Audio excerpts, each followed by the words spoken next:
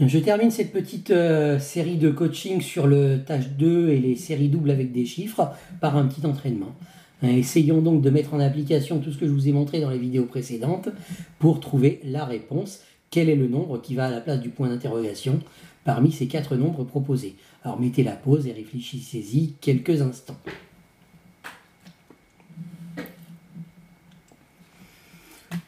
Allez, on a repris la vidéo. On a donc une logique horizontale et une logique verticale.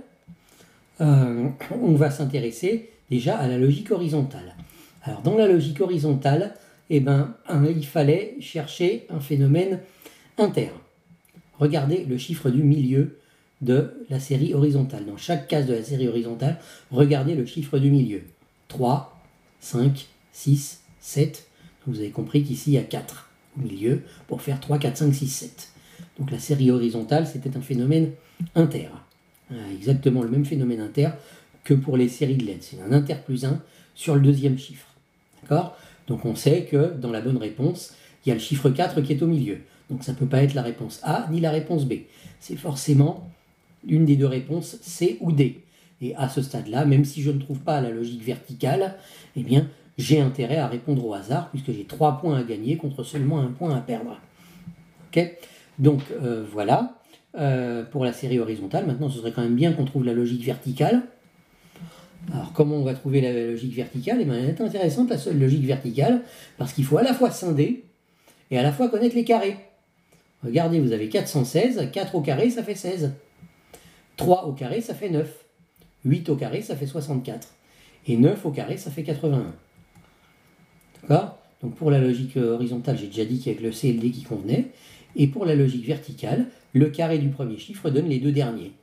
Donc là, vous voyez, le A respecte la logique verticale. 6 au carré, ça fait 36. Le B aussi, 5 au carré, ça fait 25. Le C ne la respecte pas. 9 au carré, ça ne fait pas 46. Donc le D la respecte également. 7 au carré, ça fait 49. Vous voyez, voilà la logique verticale. Il faut à la fois scinder et à la fois connaître ses carrés. Donc seules les réponses A, B et D respectent cette règle verticale. Et vous voyez que lorsque je combine les règles horizontales et verticales, il n'y a que la réponse D qui les respecte toutes les deux. Donc la bonne réponse ici, le bon nombre à mettre dans cette case-là, c'est la réponse D, le nombre 749. Voilà, je vous conseille bien évidemment de vous rappeler que quand on n'hésite plus qu'entre 2 ou 3 réponses, on répond au hasard. On gagnera plus de points sur les questions où on aura juste qu'on en perdra sur les questions où on aura faux.